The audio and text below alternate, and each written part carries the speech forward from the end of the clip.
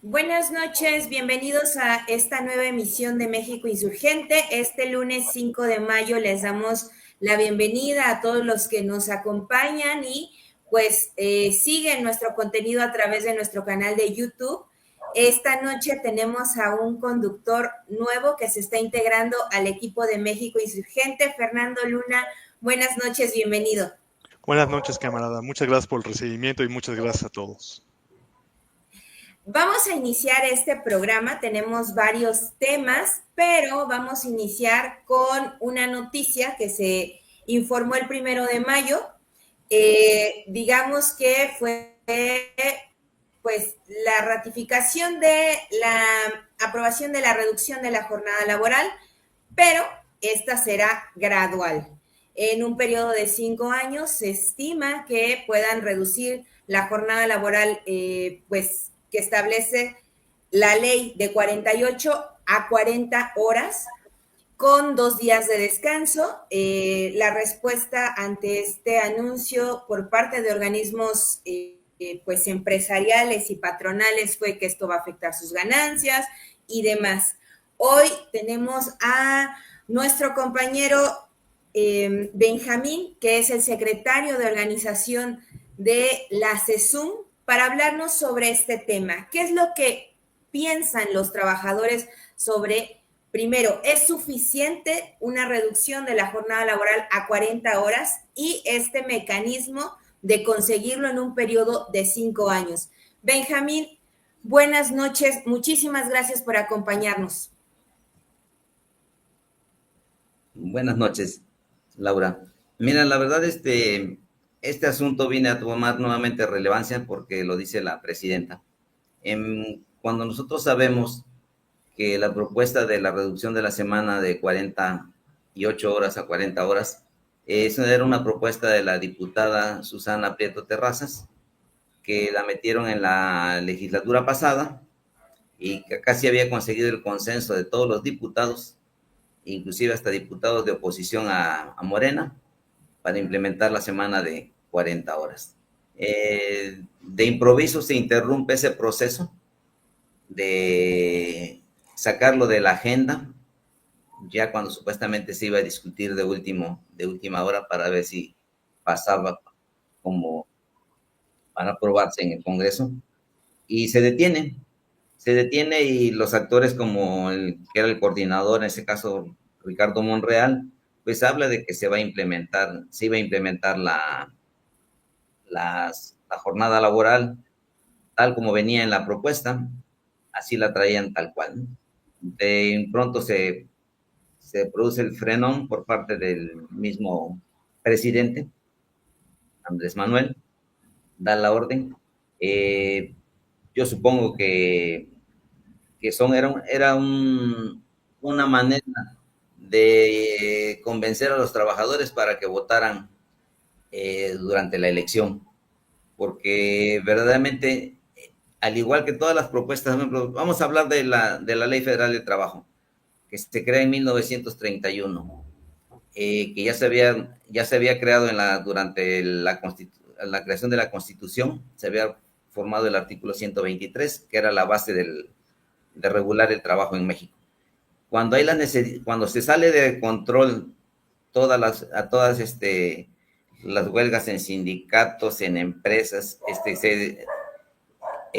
no nada más en empresas, sino en sector primario, sector terciario y todo en aquella época, al verse incontrolable la situación, se crea se tiene ansiedad de crearse la Ley Federal del Trabajo en 1931. Y vamos a ver que a partir de 1931 ya existía la jornada laboral de 48 horas. Y desde 1931, casi a 100 años, los empresarios han tenido cientos de reformas donde les han dado el poder, les han dado el control del país, las zonas prioritarias, la minería, la explotación petrolífera, los recursos hídricos, los bosques, las minas, el sector marítimo, todo ha sido todo se les ha dado a ellos, y no puedo creer que casi a 100 años no se pueda modificar un horario de trabajo. Claro, nosotros sabemos que este es un fenómeno mundial, no es propio de México, es un fenómeno que se está viviendo. Lo estamos viendo en Europa, ¿no? Que quieren aumentar la jornada laboral, que quieren incrementar el tiempo de pensión. Entonces, realmente, yo lo considero así, que era un asunto más electoral, porque en este momento, si en ese momento no se tomaron en cuenta los empresarios, resulta que ahora la presidenta toma la decisión de retomar el proceso de llevar a cabo la reducción de la jornada laboral, pero ahora sí consensada con los empresarios. Cosa que no le había dado entrada a los empresarios, ahora sí abiertamente dice vamos a hacerlo gradualmente. Entonces, ¿el empresario qué quiere? El empresario lo que quiere es que le hagan 100% deducibles los costos de mantener una plantilla laboral, hacerlo 100% deducibles, el pagarles por horas, reduciendo completamente a su mínima expresión la Ley Federal del Trabajo. ¿Por qué? Porque obviamente el empresario no está dispuesto a darle siquiera un poco de espacio a la... ¿Qué hablan ellos? Ellos hablan de que gracias a ellos se han llevado a cabo los recientes incrementos al salario mínimo, la ampliación de vacaciones, la regulación de la contratación, la reforma pensionaria, pero en nada de eso les ha pegado a ellos efectivamente. La ampliación del salario mínimo es un acuerdo del TEMEC. Es un acuerdo del TEMEC que el presidente que hubiera estado lo hubiera tenido que llevar a cabo. ¿Por qué? Porque lo que se quería era que se regulara más o menos los salarios en los 3 países para que estuvieran en competitividad, cosa que a quien le favorece es al empresario, no al trabajador. La competitividad con las otras empresas en otros países le compete al empresario, no al trabajador. O sea, nuestros trabajadores no están en una etapa competitiva porque al final de cuentas esa ampliación al salario queda pero todavía muy por debajo del mínimo que se está pagando en esos países. Entonces, ¿qué sucede en esto? Bueno, pues sucede que ahora sí la presidenta quiere hablar con los empresarios al darle la palabra a ellos, ahora los empresarios empiezan a exigir más. Y esta reforma del aumento al salario mínimo, quien está aportando la base principal del incremento al salario mínimo es el gobierno, porque el gobierno se comprometió a apoyar el salario mínimo, que son los salarios más bajos, que es la mayor cantidad de masa de trabajadores de este país, ganan un promedio del mínimo, es a donde el gobierno está apoyando. El empresario apoya en los grandes salarios, pero la proporción es casi como del 90 al 3% en lo que aporta el gobierno. Por eso el empresario está feliz. Ahora tiene jóvenes construyendo el futuro, mano de obra, gratis. O sea, todo eso es lo que el empresario sigue pidiendo y es lo que le va a seguir sacando al gobierno. Entonces, eso de que sea gradual, pues la verdad yo no se me hace adecuado, porque cuando se logre aquí a 5 años, en el 2030, verdaderamente el empresario todavía va a tener por el cuello, va a seguir teniendo más apretado al trabajador, porque van a seguir implementando nuevas medidas para ellos, para poder sostener lo que dicen, estar en competitividad con Estados Unidos y con Canadá. La verdad, le vuelvo a repetir, a 100 años casi de la implementación de la semana de 48 horas en este país, sigue dando. Claro, la posición de la CESUM es, si estamos de acuerdo en una reducción de horas de trabajo. ¿Por qué? Porque está comprobado que un trabajador descansado, más relajado, sin presión tan grande por tener que sacar trabajos en más tiempo, ahora también ahí pasa algo, hay muchos tiempos muertos en la empresa, en los horarios, que se los quieren achacar al trabajador, y esos tiempos muertos tenemos que entender que también nuestro país tecnológicamente está muy atrasado en la competitividad contra los países como Estados Unidos y Canadá. Entonces, sí, efectivamente hay muchos tiempos muertos, pero es por falta de tecnología, por falta de inversión de los empresarios, que los empresarios con esa misma industria que tienen de hace 20, 30 años, 40 años, 50 años, sí quieren seguir sacando las mismas ganancias y aumentar sus ganancias en base a la fuerza del trabajador. O sea, lo que la tecnología, lo que no adquieren en tecnología para modernizar sus empresas, se la quieren sacar al trabajador. Entonces, verdaderamente es y entonces si nosotros como CESUM sí queremos, sí pedimos ese beneficio de menos horas de trabajo para un mejor rendimiento laboral, pero que se les respete un salario digno que sea suficiente para mantener una familia. Hablando del salario mínimo, no hay un salario mínimo en este país que pueda garantizar que una familia pueda sobrevivir con eso. ¿Qué va a pasar también con estas semanas que si lo reducen a 6 horas de trabajo diario? Si no se mejoran las condiciones de vida del trabajador, un mejor salario digno, mejores prestaciones, ¿qué va a pasar? Que volvemos a caer en la nueva industrialización que son las redes sociales, en que el trabajador va a tener más tiempo para ir a hacerte una chambita de Uber, de repartidor, de mensajero. Entonces, ¿qué se está haciendo? Bueno, pues se sigue precarizando la mano de obra del trabajador. Entonces, sí, como CESUM estaríamos de acuerdo en una reducción de la semana, pero con un salario digno que pueda darle una satisfacción a una familia, de poderle darle descanso, relajamiento, diversión, deporte, estudios a los hijos.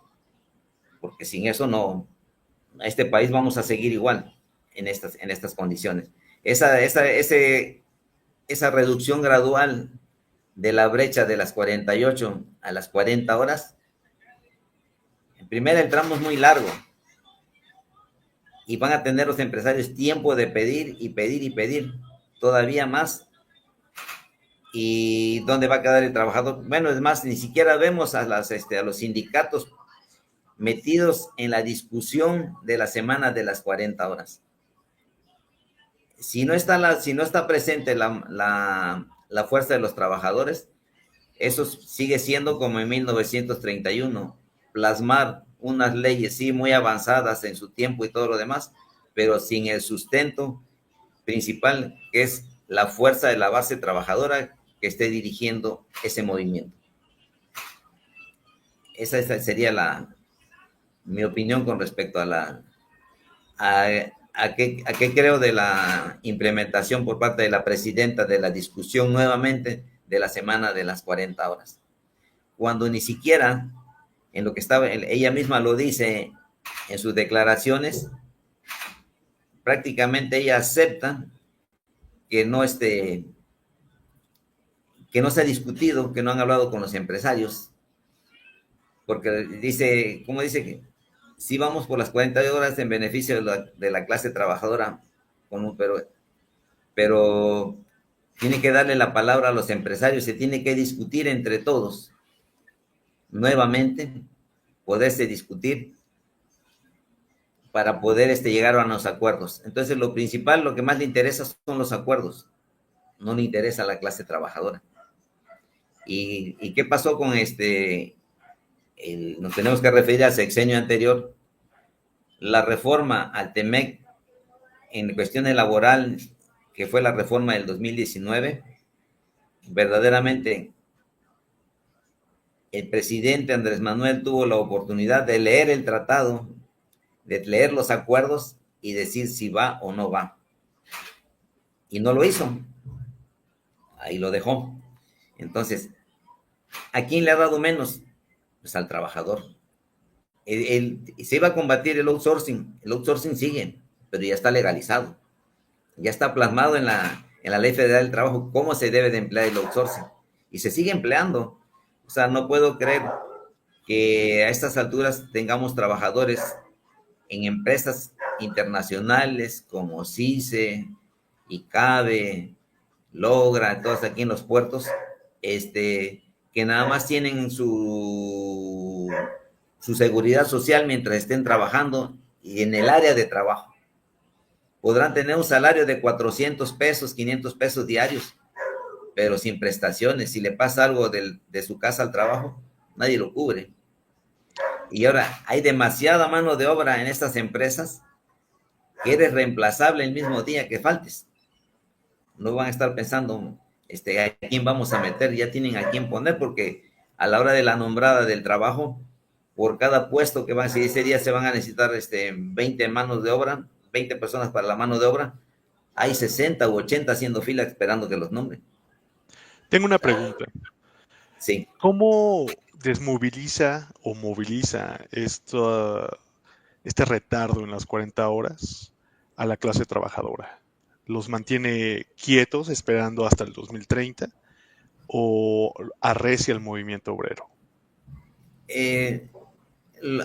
Lo somete. Lo somete. No hay, la verdad no hemos visto condiciones principalmente los sindicatos, que serían los que deberíamos de tener la prioridad en la discusión de las semanas de 40 horas y hacer la movilización. ¿Qué sucede? Bueno, pues ya tiene varios sexenios y todavía cambiamos supuestamente de rumbo y se sigue desmovilizando a la clase trabajadora. No vemos los sindicatos de telefonistas, de petroleros, todos están sometidos. El Congreso del Trabajo, o sea, la verdad quisiéramos que los grandes sindicatos corporativos de antes pudieran revivir, porque son los que tienen la mayor cantidad de trabajadores, todavía la mantienen. Pero en ellos simplemente lo que buscan es controlar el poder, y el poder lo ponen al servicio de quien esté en el poder, verdaderamente. Claro, hay nuevas organizaciones como la de Pedro Aces, que todavía se está encargando de pauperizar más a la clase trabajadora, ofreciéndoles más a través de Morena, pero más protección a los empresarios, ¿no? Firmándoles contratos con sindicatos blancos a los empresarios para desmovilizar. Si nosotros que andamos en la calle trabajando disculpe un momento que vivo en una colonia. No hay inconveniente.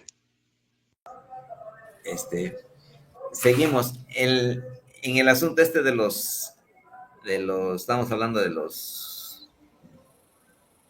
Ahí se me fue. De los sindicatos. Sí.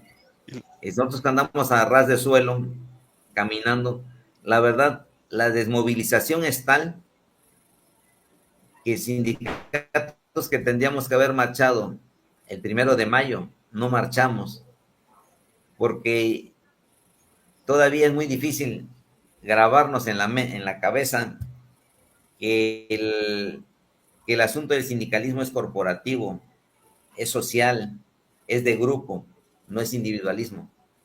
Entonces, mientras no pensemos en colectivo, va a ser muy difícil que nos podamos organizar. Y pues ahora hay todavía más enemigos, como son las redes sociales, que desinforman completamente todo tipo de actividad, completamente todo tipo de actividad. Hay infinidad de sindicatos, de empleados de casas comerciales, de fábricas, de pequeñas industrias, y el sentir es el mismo. No me meto en problemas,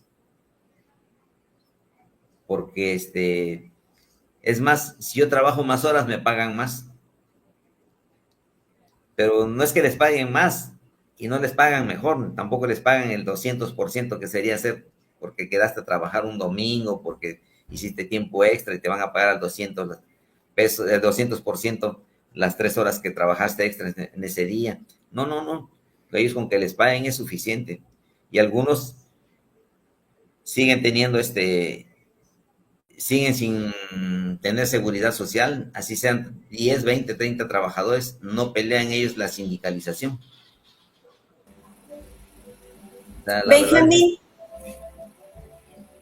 Benjamín, ahorita respuestas y tus comentarios has enunciado una serie de elementos que han abonado a esta desmovilización, porque finalmente el gobierno de la 4T, con la llegada de Andrés Manuel López Obrador y ahora con la continuidad de Claudia Sheinbaum, han aprobado y han hecho incluso constitucionales algunas iniciativas como, por ejemplo, el aumento al salario mínimo no puede estar por debajo de la inflación, ¿no? La reforma del outsourcing, que tendría que eliminarlo, pero como bien lo comentas, no lo eliminó. La reforma laboral que promueve supuestamente pues la asociación sindical, lo cual tampoco ha sucedido y que finalmente está favoreciendo tanto a empresarios como los intereses corporativos que tiene el propio partido. ¿Qué es lo que propone la CESUM en este sentido y cuál es su ruta de trabajo? Pues ante este panorama que a través de redes sociales, de medios de comunicación, de la mañanera, se sigue promoviendo un discurso que pues dice que el gobierno está gobernando para los trabajadores y que está pues ejecutando políticas que los benefician. ¿Qué es lo que está proponiendo la CESUM y cuál es la ruta pues de los trabajadores que quieren un cambio verdadero? Bueno, verdaderamente el trabajo de la CESUM es un trabajo titánico. Tenemos que hay los compañeros del Valle de México, son los que más activos todavía. Hay compañeros en diferentes lugares, bastante se está trabajando, pero la verdad, nosotros estamos trabajando a ras de suelo, porque no hay otra manera. Esto no tenemos tampoco los recursos tecnológicos, pero porque también serían en contra si utilizáramos el TikTok, si usáramos el Instagram, si usáramos... la verdad, nomás nos sirve para informar, pero nosotros para poder meternos en la organización, es en persona, trabajando, estar con el trabajador, al lado de él, poderle indicar, poderle decir, tienes que cuidarte de esto, tienes que hacer esto, el siguiente paso es aquello, o sea, porque es la única manera, la real y la que ha dado resultados toda la vida, es el trabajo mano a mano con el trabajador. Y pues también vemos que esto sigue creciendo cada día más, va evolucionando, y sí nos cuesta mucho trabajo conseguir los cuadros necesarios para poder seguir, pero el trabajo de la CESUM es mano a mano con el trabajador, apoyándolo en todo lo que lo pueda apoyar para la creación de sindicatos. Nosotros creemos en la sindicalización y es en lo que hemos estado trabajando constantemente, en la creación de sindicatos, asesorando sindicatos y tratando de formar nuevos cuadros dentro del sindicalismo. Para perdón, ¿no? Para las personas que se quisieran acercar a la CESUM, ¿cómo lo pueden hacer? Bueno, pues sería comunicarse directamente con nosotros en la CESUM. Tenemos páginas de Facebook, X, y ahorita creo que un compañero está probando avanzar hacia el TikTok, más que nada como enviar comunicados, enviar ese no es el trabajo de concientización, ¿no? El trabajo de concientización es mano a mano con el trabajador. Pero sí, también necesitamos vernos, efectivamente necesitamos vernos. Para eso son las redes sociales, y a través de la página de la CESUM podemos contactarnos directamente, pues, haciendo solicitudes. Ya hay compañeros ahí que están al contacto con los que interactúan con las páginas. Podemos. Benjamín, te agradecemos mucho por habernos acompañado. Bueno, a través de México Insurgente también vamos a difundir sus páginas y reiteramos pues a las trabajadoras y trabajadores que nos ven, que puedan informarse sobre qué es la CESUM, qué hace, dónde tienen presencia, y reiterar el llamado de que pues solo la organización de los trabajadores, como bien lo señalas, pues va a generar cambios y logros que verdaderamente nos beneficien pues a la mayoría de quienes trabajamos todos los días. Te agradecemos mucho y pues estamos al pendiente también del trabajo que tengan ustedes. Muchas gracias. Claro. La verdad les agradezco.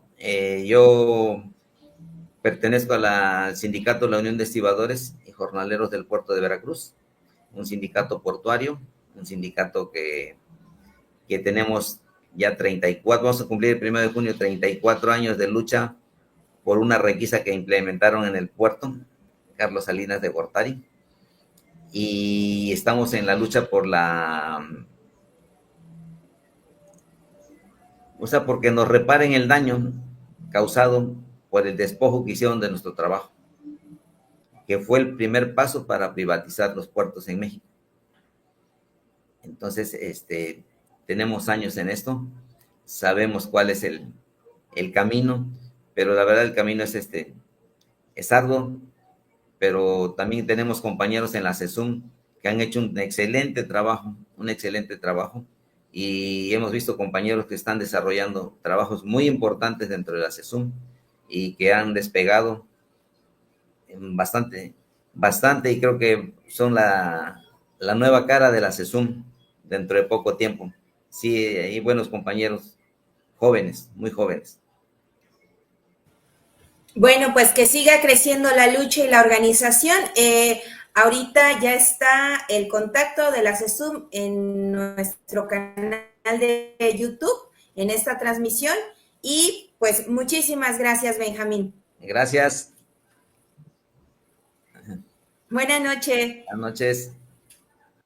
Vamos a continuar con nuestro programa. Tenemos una cápsula de nuestros compañeros que también colaboran de vez en cuando con este programa, que es El Giro de la Rueda, con un podcast que tiene que ver con el asesinato de Sandra Domínguez, quien el lunes pasado justo se anunció que se encontró su cuerpo, una luchadora social de Oaxaca, y que además tiene relevancia en este contexto de el gobierno más feminista del país, ¿no? Una presidenta que ha reiterado que llegaron todas las mujeres y que la realidad pues desmiente este discurso todos los días. Vamos con esta cápsula. En Oaxaca, el 4 de octubre de 2024, Sandra Estefana Domínguez Martínez, abogada y activista mije, salió de su casa junto a su esposo, Alexander Hernández. No volvieron. 6 meses después, el 24 de abril, sus cuerpos fueron hallados sin vida en Santiago Xochiapan, Veracruz. Sandra, quien había alzado su voz contra la corrupción y la violencia digital que humilla a mujeres indígenas, se convirtió en otra prueba de que las promesas oficiales son aire que se deshace. Es mujer y es transformación. Es tiempo de transformación y es tiempo de mujeres. ¿Qué vale el tiempo de mujeres si las que luchan terminan silenciadas por la muerte? Sandra ya está en casa, pero no como soñábamos. Después de 206 días de angustia, de noches interminables y de una lucha inalcanzable para exigir su regreso, hoy con el corazón desgarrado, confirmamos que hemos encontrado a Sandra. No fue el final que soñábamos, pero al fin descansará entre quienes la amamos profundamente. Sandra no fue solo una víctima de este sistema de violencia e impunidad. Será siempre reconocida como una defensora incansable.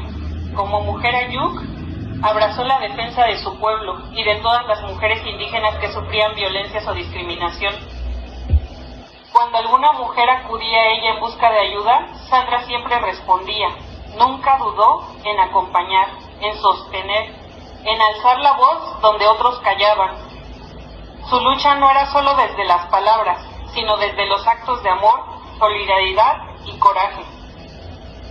Denunció con valentía la participación de funcionarios locales y estatales en grupos de WhatsApp, donde se difundían imágenes de mujeres indígenas en situaciones de vulnerabilidad. Exhibió lo que muchos intentaron ocultar. Levantó su voz por la dignidad de todas, poniendo su propia vida en riesgo. Hoy más que nunca honramos su lucha, honramos su valentía, su fuerza, su amor por su pueblo y por sus hermanas. Sandra Domínguez, en Tiempo de Mujeres. El discurso del poder suena a canción vacía. Una nana que adormece mientras deja expuestas a las víctimas. Por eso, para cerrar, les pido que digan conmigo, somos presente y futuro. Por la defensa de la transformación, somos presente y futuro. Por las mujeres de México, somos presente y futuro. Ser mujer, defensora e indígena es cargar una sentencia que nadie pronuncia, pero todos ejecutan. La maquinaria política mexicana ha aprendido a devorar las demandas sociales, devolverlas convertidas en cáscaras brillantes pero huecas. Es tiempo de mujeres, no es más que la última máscara de desengaño. La llamada Cuarta Transformación prometió arrancar de raíz la injusticia, pero la violencia, como la mala hierba, sigue creciendo. Sandra denunció a funcionarios que traficaban imágenes sexuales de mujeres mijes en grupos de WhatsApp. ¿Qué recibió a cambio? El silencio frío de las instituciones, el empoderamiento que pregona el gobierno, se revela como una burla cruel frente a su historia. Con impunidad no hay justicia. Para Sandra, esas palabras no eran un lema, sino una advertencia. Acusó corrupción, denunció misoginia, pero los funcionarios intocables siguieron en sus puestos, cubiertos por una capa gruesa de omisión. El nuevo régimen se jacta de sus campañas en redes, de sus cifras maquilladas, de sus discursos llenos de optimismo. Pero las defensoras indígenas siguen enfrentando amenazas que nadie escucha, botones de pánico que no salvan y fuerzas de seguridad ciegas al dolor de las mujeres. Piensen en Tlatelolco, piensen en Ayotzinapa, en un día sin nosotras. La historia nos grita que el Estado mexicano aplaude de día y golpea de noche. Sandra es otro eslabón en esta cadena de promesas traicionadas. El trayecto de Sandra y Alexander, desde su desaparición hasta su hallazgo, traza el abandono como política de Estado, vehículos abandonados, teléfonos hallados, fiscalías mudas que acumulan expedientes como tumbas. Y cuando el crimen ya era inocultable, el gobernador de Oaxaca, Salomón Jara, eligió la salida más vil: revictimizar. La principal línea de investigación es el ajuste de cuentas a partir de los vínculos de Alexander Hernández con la delincuencia organizada, declaró. Así, el gobierno desea sepultar a Sandra una segunda vez, sembrando sospechas, cargando la culpa sobre quienes ya no pueden defenderse. Nada más fácil para el poder que tachar a las víctimas de culpables y salvarse del espejo. Cuestionado sobre las denuncias de Sandra contra funcionarios que difundían imágenes íntimas, Salomón Jara respondió que se había dado de baja a una persona y que se investigaría. Una respuesta burocrática, diseñada para no impartir justicia, sino para cerrar el expediente del escándalo. La maquinaria del Estado no falla por incapacidad, falla porque su indiferencia es deliberada. Y cuando una defensora denuncia, cuando su vida peligra, la respuesta es silencio. Hasta que la muerte hace su trabajo sucio. Desde 1968, el poder en México ha cambiado de rostro, pero no de esencia. Reprime, encubre, miente.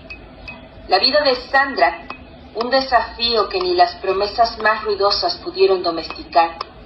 Mujer, indígena, defensora, voz que no aceptaba maquillajes ni simulaciones. No habrá tiempo de mujeres mientras la impunidad siga tejiendo pactos entre funcionarios podridos y criminales. El asesinato de Sandra es un filo que debe desgarrar esta farsa, porque el cambio verdadero no nacerá de discursos, nacerá el día en que defender derechos no signifique jugarse la vida.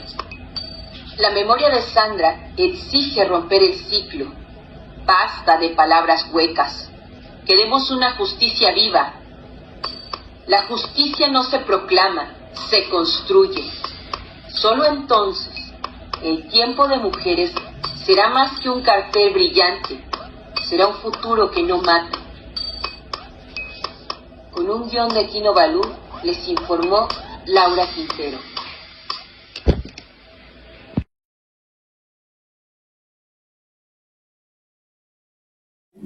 Ahí está esta carta, siguiendo como el tema también que abordábamos en la entrevista anterior.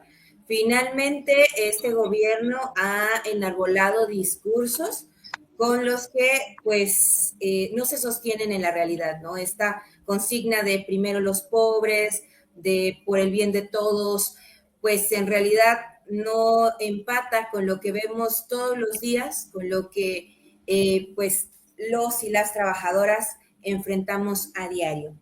Pero vamos a continuar con el siguiente tema que tiene que ver con los docentes del CONALEP en meses de varios estados han denunciado abusos, despidos, hostigamiento específicamente a las compañeras. Y para hablarnos de este tema, nos acompaña Rubén Jiménez Reyes, quien es secretario ejecutivo, nacional del Sindicato Nacional de Docentes del CONALEP. Rubén, buenas noches, bienvenido. Hola, buenas noches. Gracias por invitarnos y gracias a su audiencia por vernos y escucharnos.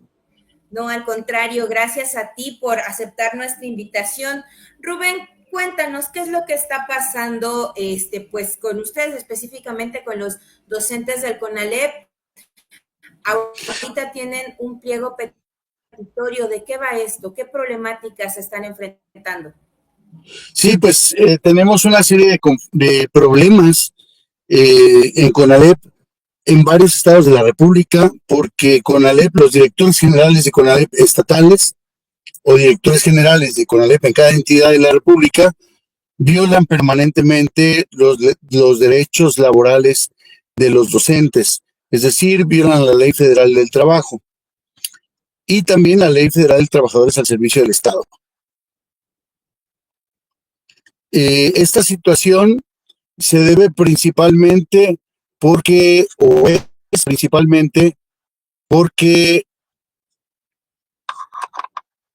han disminuido horas a las compañeras del Sindicato Independiente de Académicos CONALEP en el estado de Chiapas. Han sido víctimas de una persecución constante y un hostigamiento laboral y atentan contra sus derechos como mujeres, no solo como trabajadores, sino también como mujeres. Hay un acoso sexual incluso de parte de Leonardo León, que es el director general de CONALEP Chiapas. Además, han sido víctimas de falsedades que les inventa la autoridad con el fin de justificar el hecho de que les reduzcan su salario hasta una tercera parte de lo que tenían y justificar los despidos. Es en el caso de CIA CONALEP Chiapas, lo que está sucediendo allá, y en el Estado de México igual. Hay una violación permanente a los derechos establecidos en la Ley Federal del Trabajo, que establece que los derechos adquiridos son irrenunciables. Bueno, pues han despedido compañeros ya por decenas desde el semestre pasado y estamos exigiendo la reinstalación de los compañeros despedidos, la devolución de las horas que les han quitado a las compañeras de CIA CONALEP en el estado de Chiapas, la reinstalación, repito, de los compañeros despedidos en CONALEP, Estado de México, por Margarita Rocío Serrano Barrios, que es la directora general de CONALEP, Estado de México. Pero además, cabe destacar que hemos denunciado algunos actos de corrupción que hay en CONALEP, Estado de México.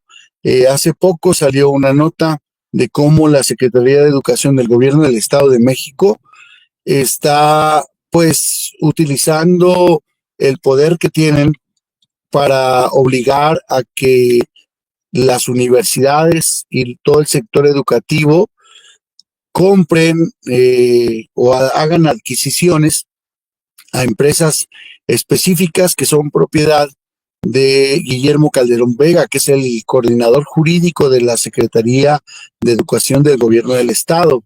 Ya sacó por allí algún medio de comunicación, MBS Noticias en específico, una nota respecto de los actos de corrupción, y que hay actos que a nosotros nos constan como maestros, como por ejemplo la venta de libros, la venta de uniformes a sobreprecio, la obligación de hacer certificaciones tanto para los profesores como para los alumnos, y que en estas certificaciones en un mes, si multiplicamos la cantidad de maestros y de alumnos que hay tan solo en el Estado de México, en CONALEP Estado de México, pues ingresan millones de pesos en una sola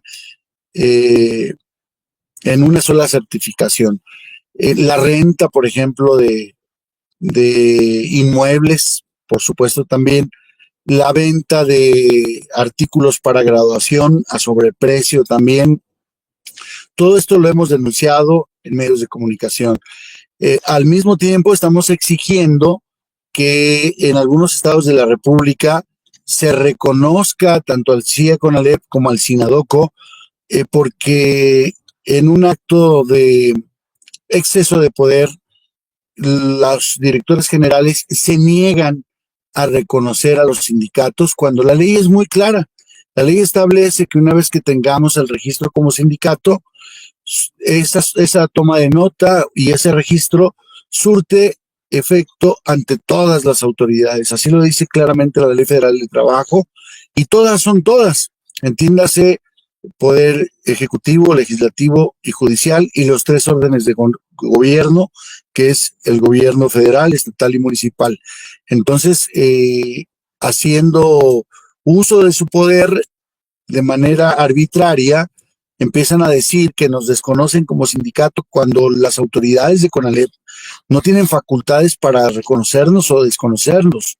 Por el contrario, tienen la obligación de reconocernos y la obligación de no interferir en actividades sindicales.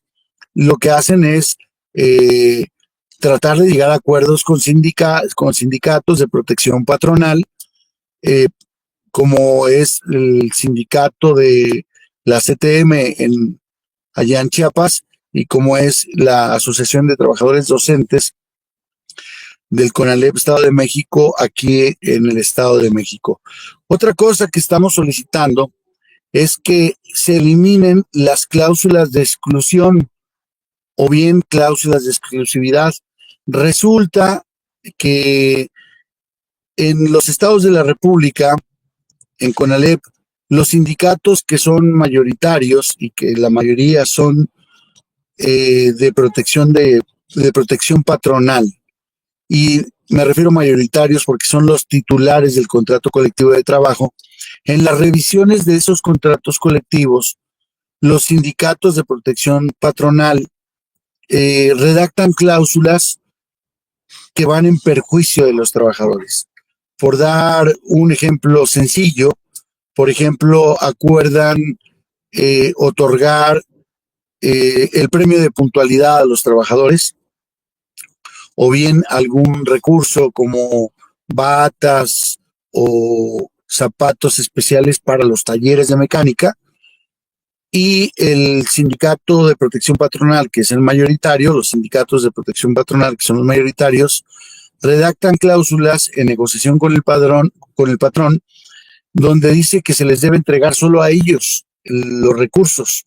Y obviamente no se los entregan a los otros sindicatos o a los trabajadores de los otros sindicatos. Y esto, al mismo tiempo de ser discriminativo, pues es en contra de la Ley Federal del Trabajo, porque la Ley Federal explica en su artículo 375 que los contratos colectivos pueden tener una cláusula de exclusividad para el sindicato que lo firma o el sindicato mayoritario, pero dice claramente que esa cláusula y ninguna otra, así lo dice categóricamente, ninguna otra puede aplicarse en perjuicio de los trabajadores. Y sin embargo, las autoridades de CONALEP permiten que se redacten esas cláusulas que son discriminatorias porque no le permiten al trabajador obtener los beneficios que por ley le corresponden. Estamos exigiendo también el cumplimiento de pagos de laudos, es decir, muchos maestros han demandado a CONALEP por el reconocimiento de su antigüedad y no se les pagan las cuotas del pensioniste o del fobiste que el juez ordenó que el CONALEP pagara o que debe pagar debido a que contrató durante muchos años a los maestros por honorarios o salarios asimilados con el fin de evadir su responsabilidad de pagar las cuotas del pensioniste o del fobiste que les correspondían. Entonces, al perder esos laudos, el juez condena al CONALEP a pagar ese dinero que no lo pagó o que se robó, o vayan ustedes a saber qué hizo con ese dinero, como ustedes lo quieran describir, pero no lo pagó al trabajador. Entonces, ahora que ya está el laudo, la sentencia de un juez para que se pague a los trabajadores, pues no lo pagan y prefieren a veces estar pagando multas por no pagarle al trabajador que pagarle a los trabajadores lo que por ley les corresponde. Estamos exigiendo eso, estamos exigiendo el alto al hostigamiento laboral, estamos exigiendo la libre afiliación sindical, que es un derecho constitucional. Para CIA CONALEP estamos exigiendo que se respeten los convenios que ha hecho el sindicato CIA CONALEP con el CONALEP Chiapas en el Centro de Conciliación Laboral, que por haberse realizado en esa instancia legal se vuelve un dictamen de ley o un dictamen como cosa juzgada, que es obligación del patrón cumplirla. Entonces vemos que es un CONALEP en todo el país que no respeta los derechos de los trabajadores. Nos estamos organizando con organizaciones hermanas como el CIA CONALEP, como la Confederación de Trabajadores y Sindicatos de México, que es una confederación de lucha social. Estamos organizándonos con ellos. Creo que también habrá compañeros despedidos del gobierno de Oaxaca y haremos una movilización el próximo día, miércoles 7 de mayo, en varios estados de la República Mexicana, cerrando autopistas en varios palacios de gobierno, como es el Palacio de Gobierno de Chiapas, el Palacio de Gobierno de Oaxaca, por supuesto el Palacio Nacional, el Palacio de Gobierno de Baja California, exigiendo estos derechos, el reconocimiento legal de nuestros sindicatos. El Sinadoco está reconocido ya en 4 estados por los directores generales, pero en otros 12 que estamos presentes, 12 que estamos presentes, aparte de estos 4 que menciono, en esos 2 estados no nos quieren reconocer como sindicato. Entonces, tenemos que hacer lo propio, estamos movilizándonos para decirle a la sociedad que este gobierno de la Cuarta Transformación, con estas políticas y con estas actuaciones, está violando sus principios, que es no robar, no mentir y no traicionar al pueblo. Nos traiciona porque somos el pueblo, los maestros somos el pueblo. Miente porque no, crea falsedades de declaraciones, inventa acontecimientos que no realizan, como es en el caso de los compañeros de CIA CONALEP, y también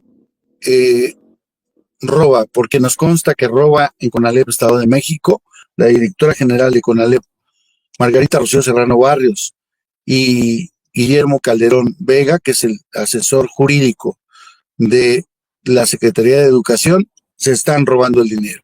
Por eso es que vamos a hacer esta movilización, estimados compañeros. Es de mi parte. ¿Cómo ven? Una situación muy complicada, Rubén, realmente. Yo tengo una pregunta muy particular. ¿Cómo podemos el resto de los trabajadores apoyarlos a ustedes y cómo podemos ejercer presión para que su causa triunfe? Gracias, Fernando. Pues lo primero es que solicitamos es que sean sensibles, que todos los trabajadores se sumen a nuestra lucha. Todo lo que hacemos en beneficio de los trabajadores, recordemos que tarde o temprano será en beneficio de los jóvenes que en 1 o 2 años serán parte del sector productivo de este país, también serán trabajadores y en beneficio de nuestros propios hijos.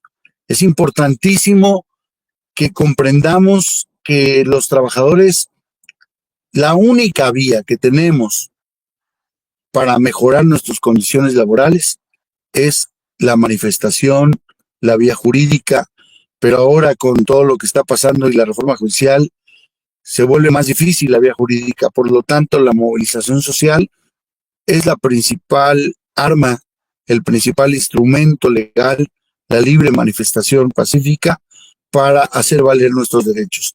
Le pedimos no solo a los trabajadores, sino a toda la sociedad en general, a los alumnos, a los padres de familia y por supuesto a los medios de comunicación, que aprovecho pues para agradecer a ustedes, Fernando, por su gran apoyo y por supuesto a Laura también. Sí, estoy correcto en sus nombres, ¿verdad? Sí. Sí. Gracias. Rubén, eso es lo que pedimos. No sé si tengas el dato de en qué estado se van a movilizar. También, como sabemos, el 15 de mayo la CENTE va a iniciar con una huelga nacional. Y también cómo estás viendo el panorama de la movilización de los trabajadores, porque cada vez son más sectores también los que se están movilizando, sobre todo el sector pues del magisterio, de los docentes, que históricamente ha sido un sector muy combativo. ¿Cómo estás viendo el panorama específicamente para este sector y para la lucha que ustedes están encabezando?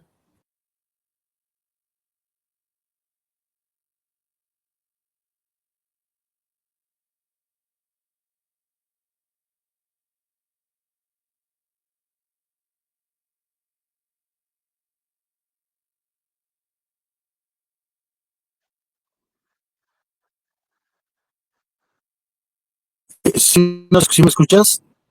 Sí, Ahora ya te sí. Sí, perdón.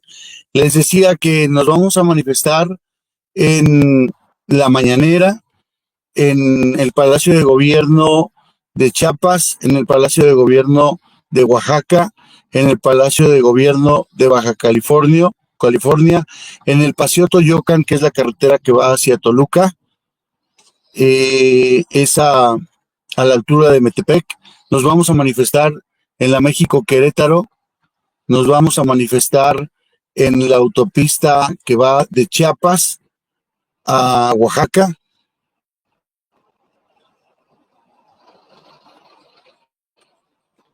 Y también en la autopista Coacnolapan, que está en Oaxaca. Esos son los puntos en los que nos manifestaremos en la República Mexicana. Ahora bien, respecto de su pregunta de cómo veo la movilización de la Coordinadora Nacional de Trabajadores de la Educación, bueno, la verdad es que muy legítima. Es una petición y una lucha legítima por el bien de los trabajadores que trabajamos en el gobierno y que estamos en el apartado B, o que están en el apartado B, o que tenemos ISSSTE. Porque cabe destacar que hay trabajadores del apartado A que tenemos ISSSTE, como los maestros del CONALEP, la gran mayoría de los maestros del CONALEP. Todos los trabajadores que tenemos ISSSTE en este país, que somos millones, merecemos, por supuesto que merecemos unas condiciones laborales justas para la jubilación. La jubilación es un derecho que tenemos todos los trabajadores. Y si no se echa abajo esa reforma o este sistema de pensiones de los Afores, es en perjuicio de todos los trabajadores del sector público, que nos vemos afectados y que no es justo. Queremos que la sociedad se dé cuenta de que la jubilación es un derecho que tenemos todos, y dejar un sistema de jubilación en manos de las empresas privadas, porque eso es lo que ha sucedido, que han dejado el sistema de jubilación en manos de las Afores, que son las únicas que se han enriquecido ganando altas ganancias desorbitantes a costa de los trabajadores. Eso es en perjuicio de la sociedad, porque la sociedad en México es mayoritariamente trabajadora. Entonces, es una demanda legítima y urgente, que si el gobierno de la Cuarta Transformación verdaderamente es sensible a las peticiones del pueblo, es menester, es obligación moral cumplirle a todos los trabajadores de este país y pasarnos al sistema de solidario de pensiones que teníamos con anterioridad. Desde mi punto de vista es una mentira cuando dicen que no hay recursos públicos suficientes.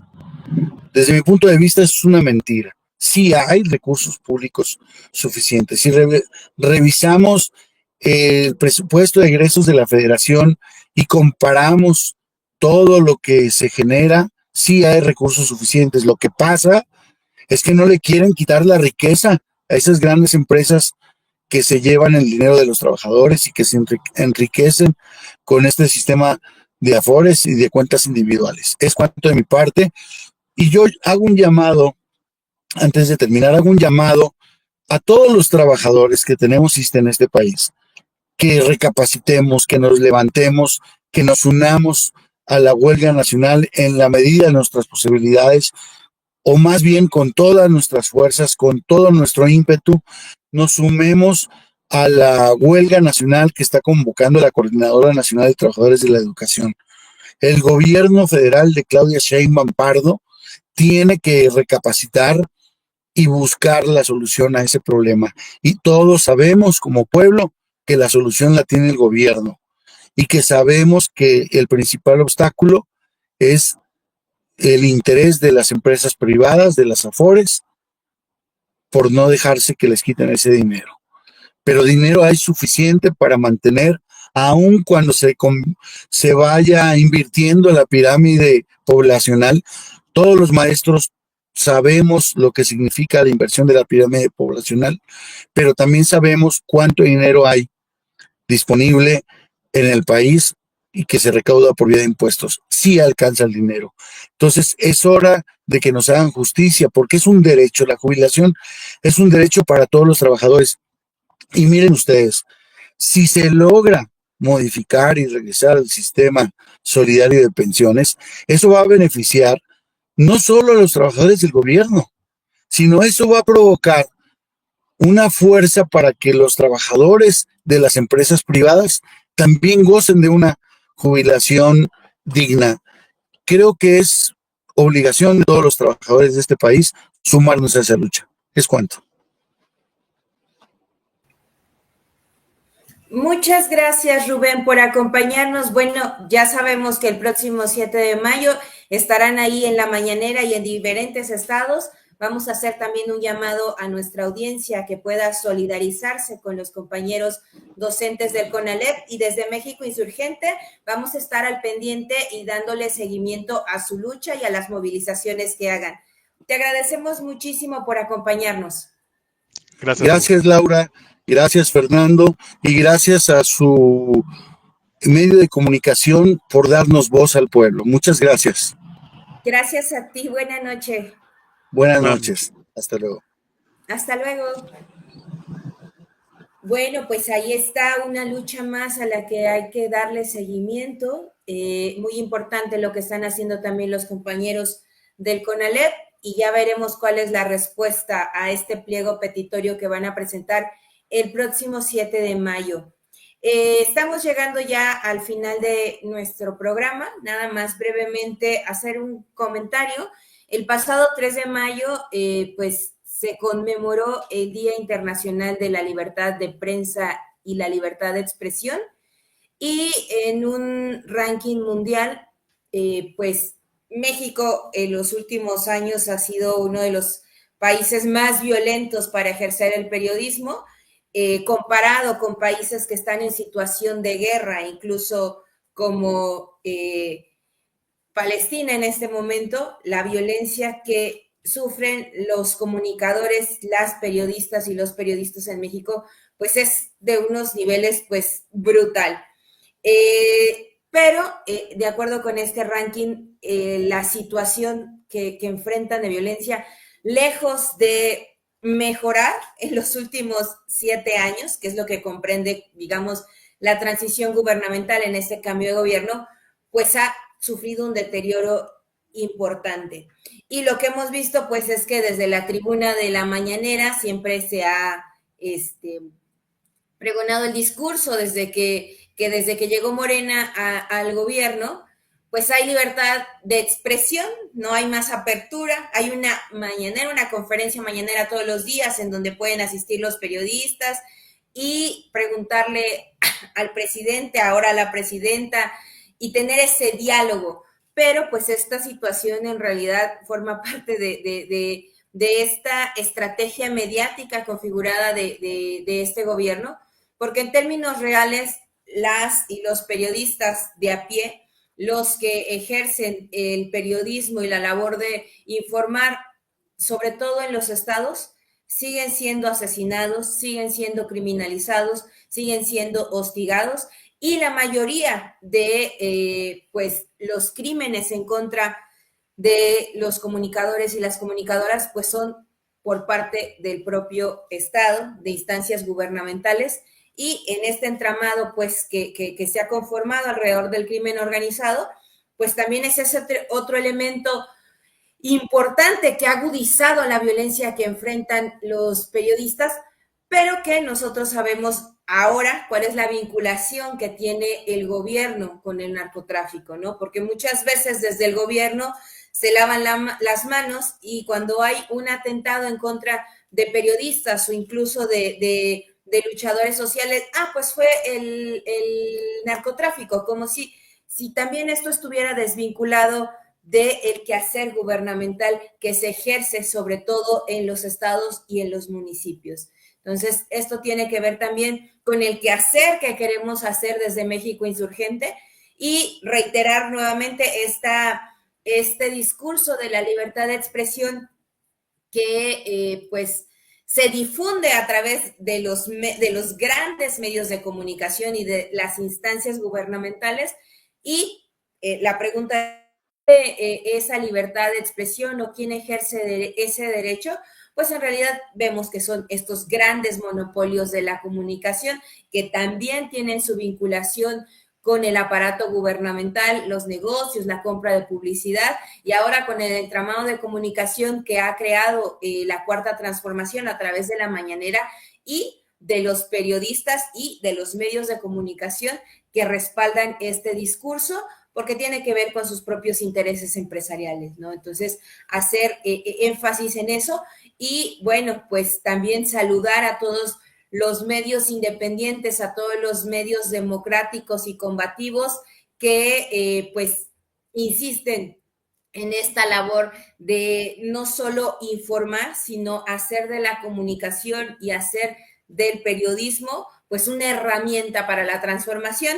Y a propósito de eso, pues el nombre que lleva este programa en honor a un periodista estadounidense, John Reed, que tiene que ver con un periodismo que no solo, que de entrada no es objetivo, y que además tiene un objetivo político claro, que tiene que ver con informar, sí, pero también a través de la información generar conciencia y organización, y dar a conocer todos esos temas que los grandes medios de comunicación no solo no informan, sino que además invisibilizan y que también tiene que ver con esta parte comunicativa que de manera excepcional tiene este gobierno. Fernando, no sé si quieras comentar algo al respecto.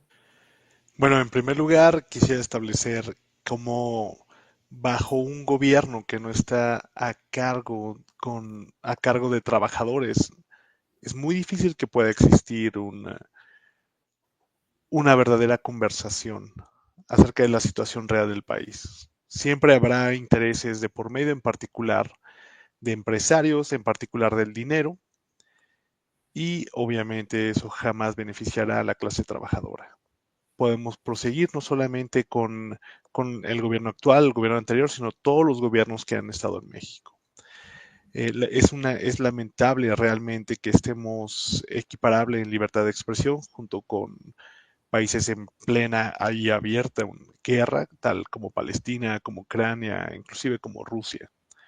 Sin embargo, son esos tipos de medios de comunicación como México Insurgente, el cual sirve como una ventana para mostrar realmente el caso de la clase trabajadora en el país y las situaciones que lo afectan realmente.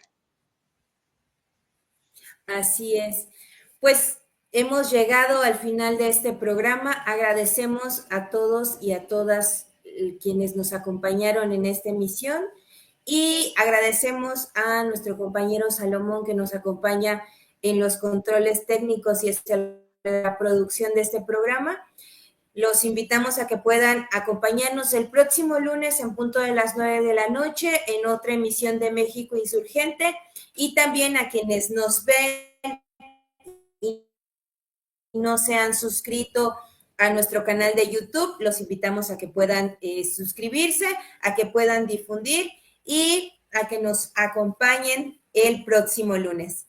Muchas gracias y que pasen buena noche. Gracias a todos.